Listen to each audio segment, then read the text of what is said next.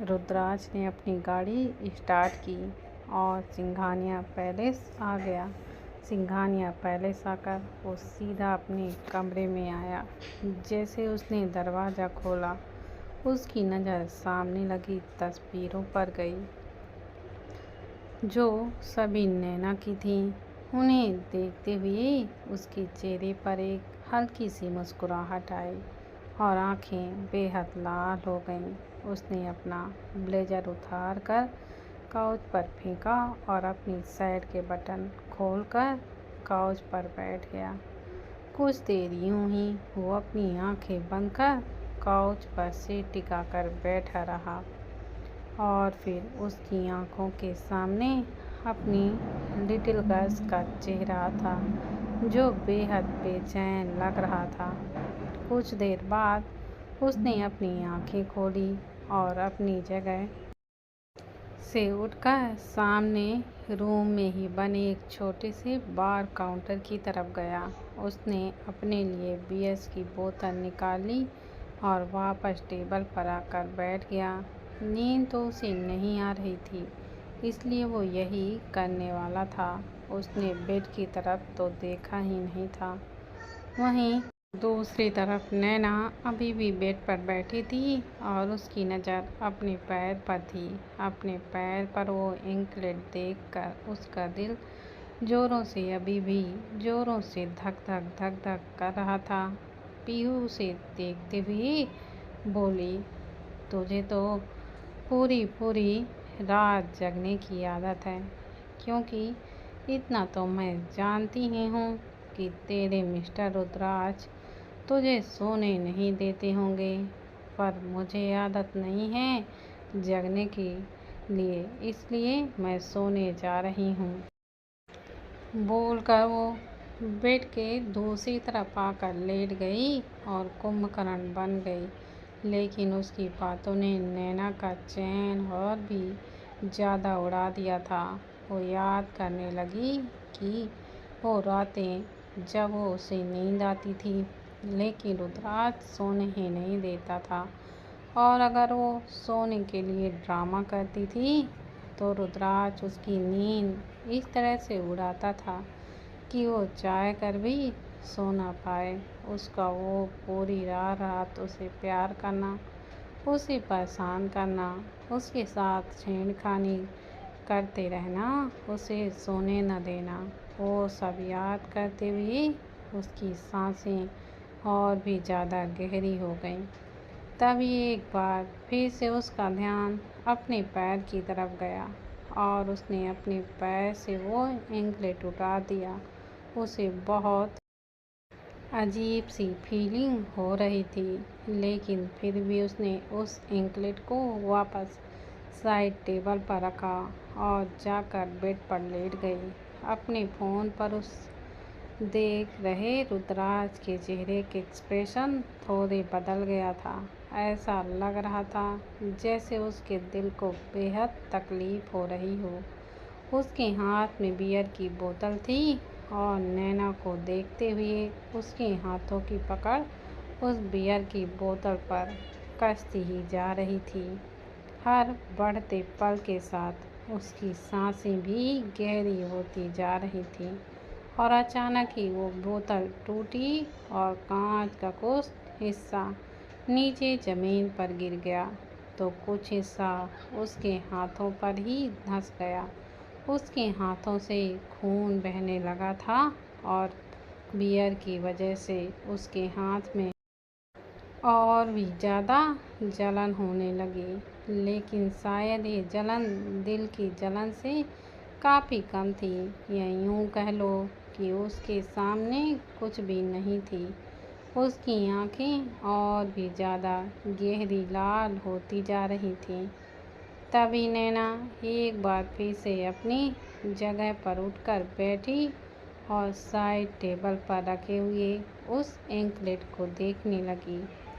उसने उस एंकलेट को उठाया और उसे अपनी मुट्ठियों में भरकर अपने सीने से लगाकर बोली, मैं आपसे प्यार करती हूँ या नफरत, मैं खुद ही नहीं समझ पा रही हूँ मिस्टर रुद्राज। लेकिन आपको नज़रअंदाज तो मैं बिल्कुल ही नहीं कर पाती। आपने मुझे प्यार भी दिया और तकलीफ़ भी दी, और अब आपका प्यार ही मुझे तकलीफ़ दे रहा है।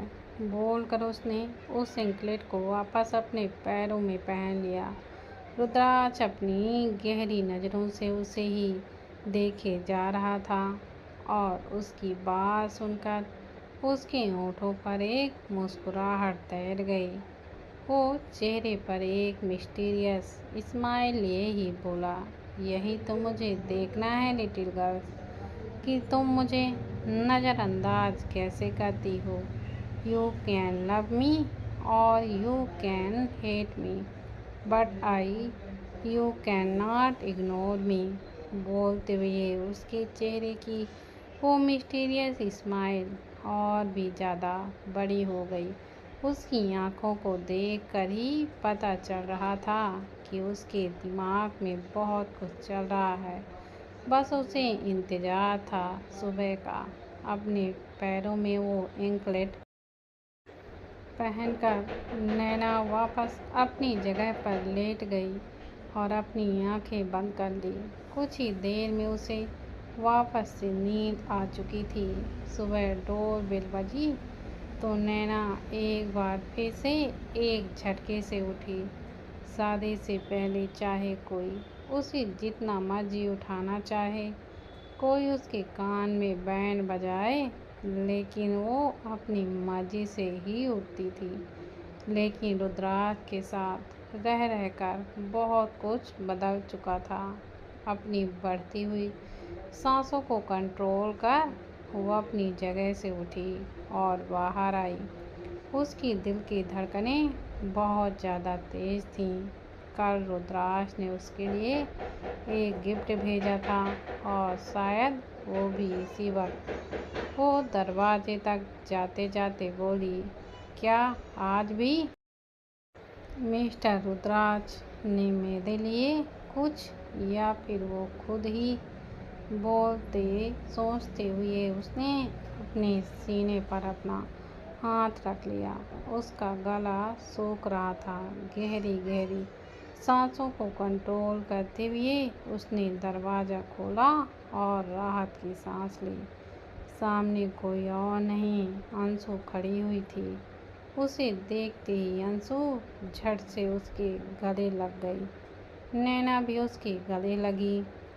उन दोनों को रिजॉर्ट के लिए निकलता था, लेकिन अंशु अपना सारा सामान पैक कर उन दोनों के ही पास आ गई थी। उसे लेकर नैना अंदर आई। तब तक पीहू भी रूम से निकलकर बाहर आ चुकी थी। पीहू अंशु को देखकर मुंह बनाते हुए बोली, तो चुड़ैल को भी साथ लेकर जाना पड़ेगा क्या? अब दो चुड़ैल जाएंगी तो तीसरी चुड़ैल कैसे ही पीछे रह सकती है, अंशु ने कहा, और फिर जाकर सोफे पर पसर गई। नैना उन दोनों की तरफ देखती हुई बोली, तुम लोग अपनी लड़ाई कंटिन्यू करो, मैं कॉफ़ी लेकर आती हूँ। इतना कहकर वो किचन की तरफ चली गई। पीहू और अंशु दोनों ही उसे जाते हुए देख रही थी। शादी से पहले हर वक्त नैना का चेहरा खिला खिला रहता था, लेकिन अब वो दोनों जब जब उससे मिलती उसका चेहरा एकदम से उतरा हुआ होता। और कुछ दिन पहले अंशु ने नैना के साथ जो किया, जानबूझकर उसे रुद्राक्ष के खिलाफ भड़काया, उसके लिए तो आज तक खुद को माफ़ भी नहीं कर पाई थी। पर वो मजबूर थी।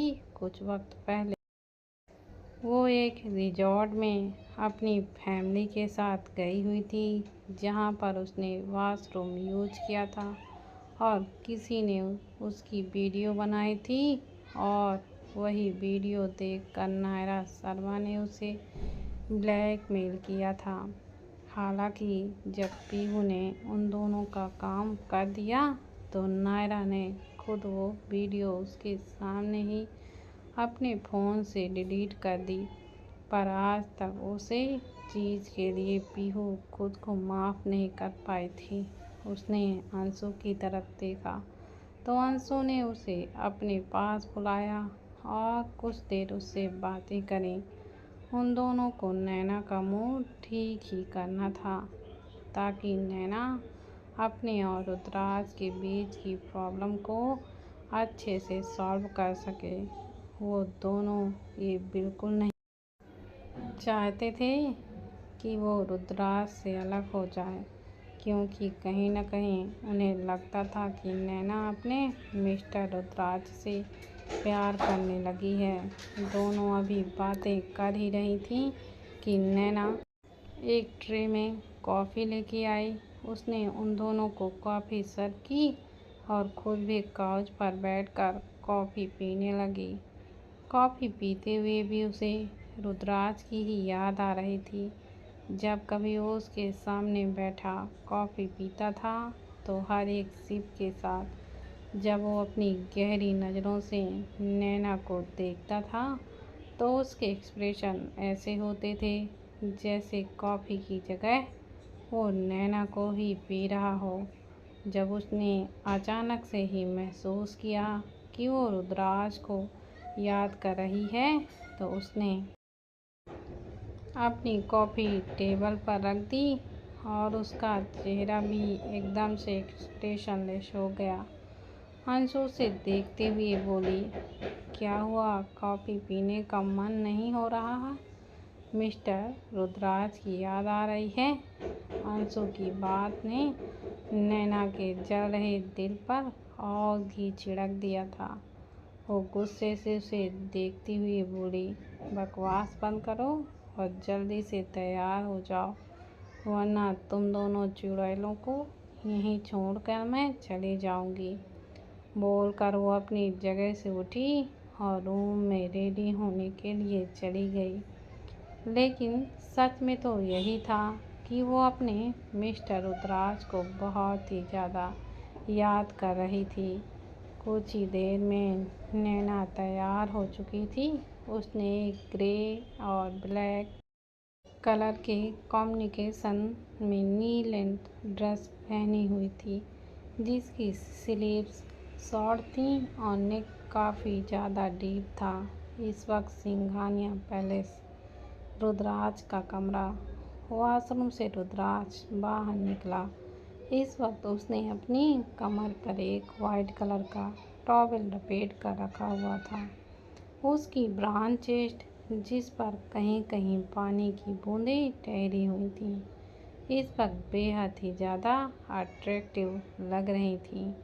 अगर नैना उसके सामने होती तो शायद ही खुद को उसके पास आने से रोक पाती।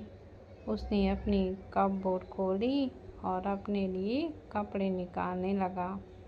उसने एक ब्लू कलर की शर्ट निकाली और पहनने लगा, लेकिन फिर अचानक ही उसके हाथ रुक गए और उसने सामने टेबल पर रखे हुए लैपटॉप की तरफ देखा, जिसमें नैना काउच पर बैठी अपना फ़ोन चला रही थी।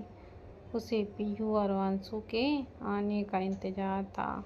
उसके होठों पर एक दिलकश मुस्कुराहट बिखरी हुई थी और उसने वो ब्लू शर्ट कपबोर्ड के वापस फेंक दी और उसमें से ग्रे कलर की टी शर्ट निकाली और उसके साथ ही एक ब्लैक कलर की जैकेट भी निकाली।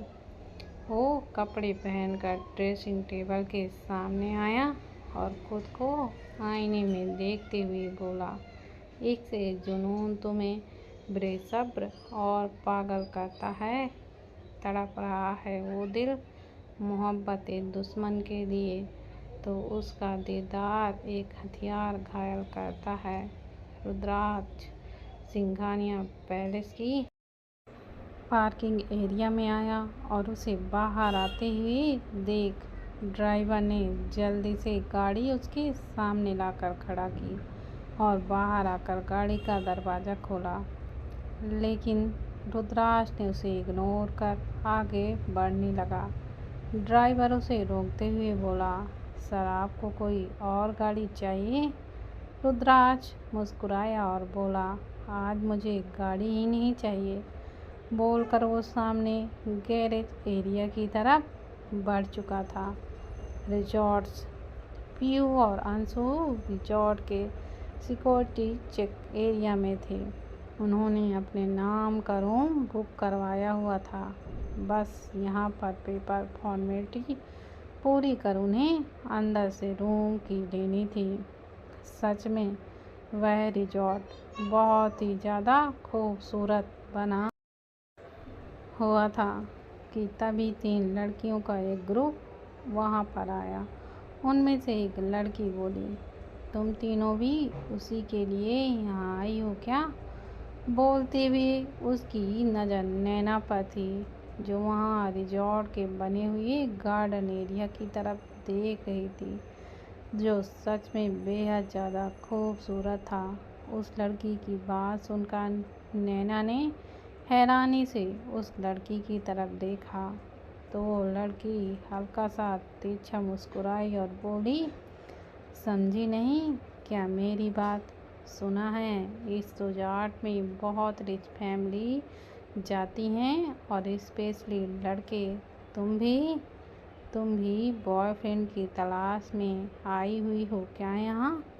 पीहू और अंशु उसकी बात सुनकर हैरान थी, जबकि नैना का चेहरा गुस्से से भरा हुआ था। वो उन तीनों की तरफ देखती हुई बोली, हर किसी को अपने जैसा घटिया नहीं समझना चाहिए, बदतमीज कहीं की। बोल कर वो वहाँ से जाने लगी। वो लड़की गुस्से से नैना को देख रही थी, जो पीयू और अंशु के साथ आगे की ओर बढ़ चुकी थी कि तभी एक बाइक, जो काफ़ी ज़्यादा एक्सपेंसिव थी, बड़ी ही स्पीड से उस रिजॉर्ट के अंदर आई और नैना जहाँ खड़ी थी उस रास्ते पर घूमने लगी। नैना की आंखें बड़ी हो गईं। वो लड़कियां भी उस बाइक की तरफ देख रही थीं और सबकी आंखें बड़ी बड़ी थीं और मुंह खुला का खुला ही रह गया। खुद पीहू और अंशु भी रुद्राज को देखने से खुद को रोक ही नहीं पा रही थी और नैना का दिल जोरों से धक धक कर रहा था। सामने रुद्राज बाइक पर हद से ज़्यादा कहर ढा रहा था।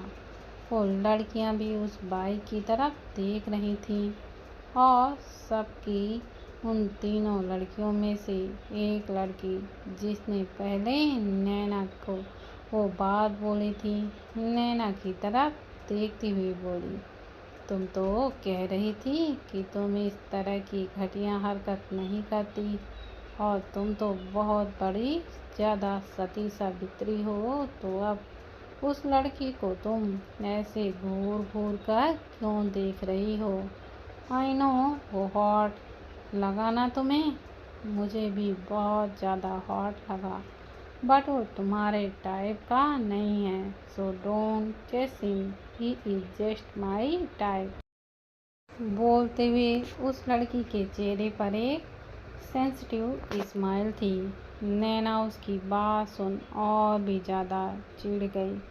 उसने रुद्राज की तरफ देखा, जो सच में ही कयामत ढा रहा था। कोई और क्या, नैना खुद जो उससे नफरत करने का दावा करती थी, उस पर से नज़रें ही नहीं हटा पा रही थी। लेकिन उस लड़की की बातें सुनकर अब उसका मुंह बिगड़ चुका था। उसकी नज़र पास में रखे टेबल की तरफ गई, जहाँ पर पानी का ग्लास रखे थे। उसने एक गिलास पानी का भरा हुआ उठाया और जाकर सीधा उस लड़की के मुंह पर मारा।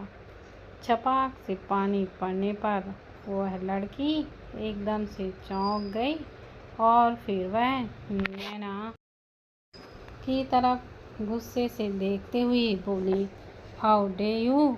नैना उसे गुस्से से देखते हुए बोली, आइंदा मेरे सामने बकवास की ना तो मुंह तोड़ दूंगी। गुस्से से बोलकर वो अंदर की तरफ चली गई। पीहू और अंशु भी जल्दी जल्दी उसके पीछे भागे।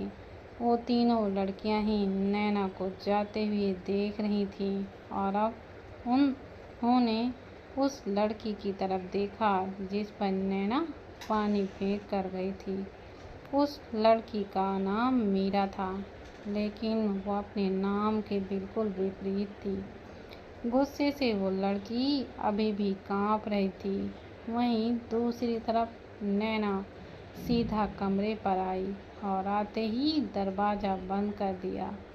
पीहू और अंशु, जो उसका पीछा कर रही थी, वो दरवाजे पर ही रह गई। उन दोनों ने एक ही कमरा बुक किया था और अब नैना के गुस्से के चलते उन्हें वहीं पर बाहर बैठना पड़ा। नैना अंदर आई और बेड पर बैठ गई। वो भी गुस्से से ही कांप रही थी और उसकी आंखों के सामने रुद्राज का रिजॉर्ट के अंदर आना और उन लड़कियों का उसे घूर घूर कर देख कर जल रहा था। वो गुस्से से देखते हुए अपने दांत पीसते हुए बोली, जलाने में तो आप बहुत माहिर हैं मिस्टर रुद्राज, और अब तो आपने कोई कसर ही नहीं छोड़ी। यहाँ पर भी मेरा पीछा करते आ गए ताकि मुझे जला जला कर राख कर सकें। लेकिन आपकी इन हरकतों से मुझे कोई भी फर्क नहीं पड़ता। आपको कोई चुड़ैल देखे या फिर भूतनी, आई डोंट केयर, पर मैं आपको बिल्कुल भी नहीं देखूंगी। कहकर उसने साइड में रखा हुआ पिलो उठाकर नीचे ज़मीन पर फेंक दिया और फिर फ्रस्ट्रेट होते हुए अपनी जगह से उठी। वो बालकनी की तरफ आई जहाँ से वो एरिया साफ दिखाई दे रहा था जहाँ पर रुद्राज आया हुआ था।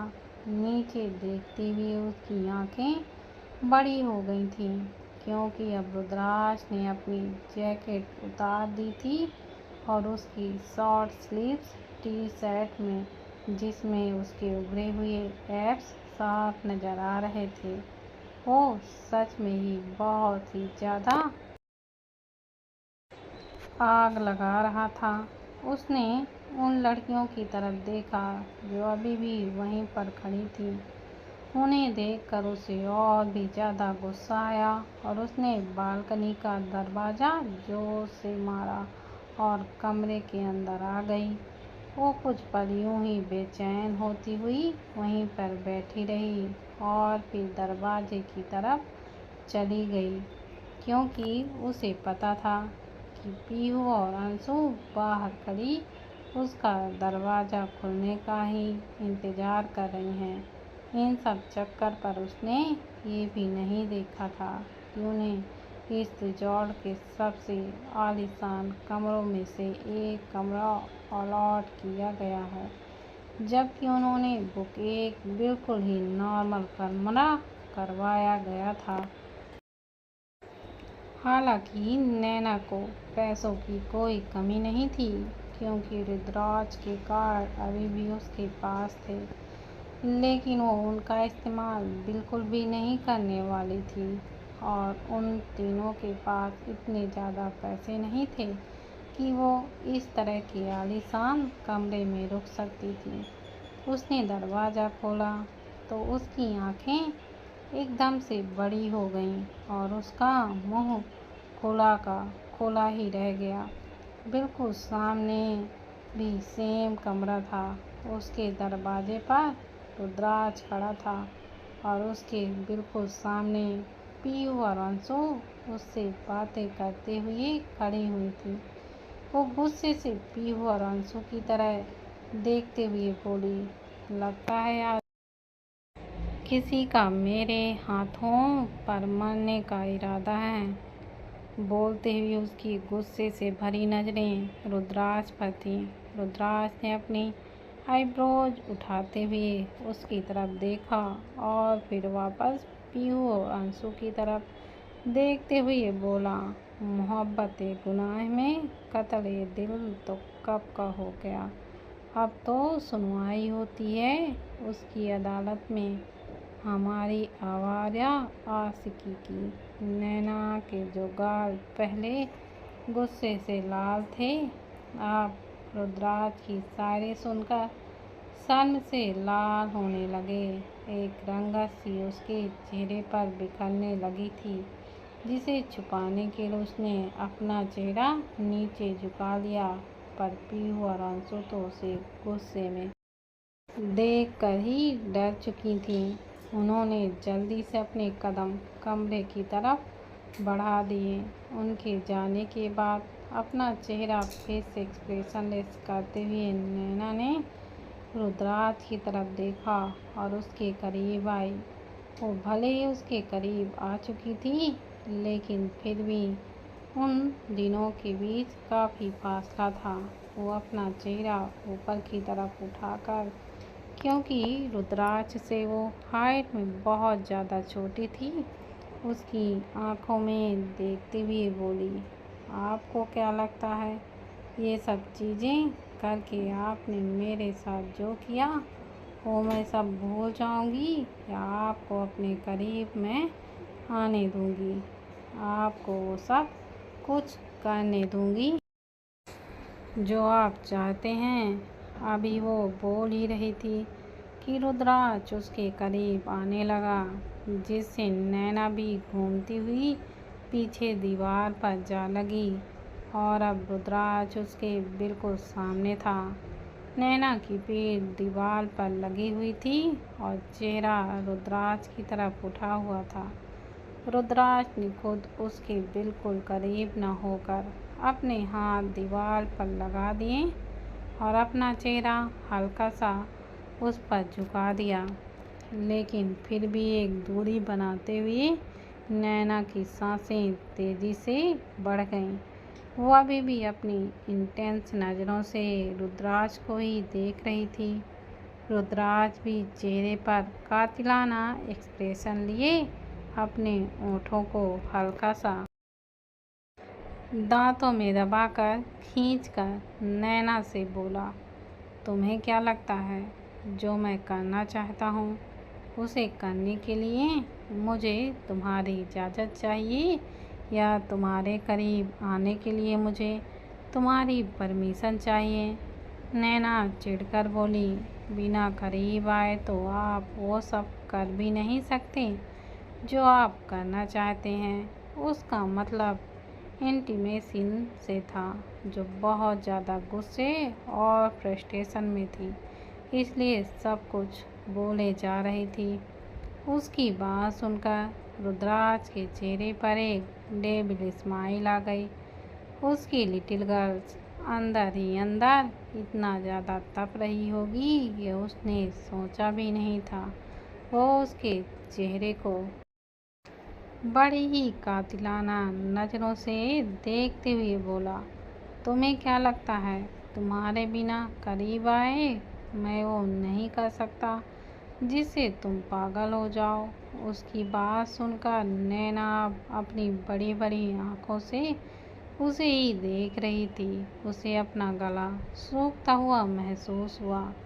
रुद्राज की नज़रें उसे बेचैन कर रही थीं। उसने फ्रस्ट्रेशन में कुछ भी बोल दिया, लेकिन अब उसके लिए रुद्राज की करीबी से बढ़ती हुई अपनी सांसों को संभालना ही मुश्किल हो रहा था।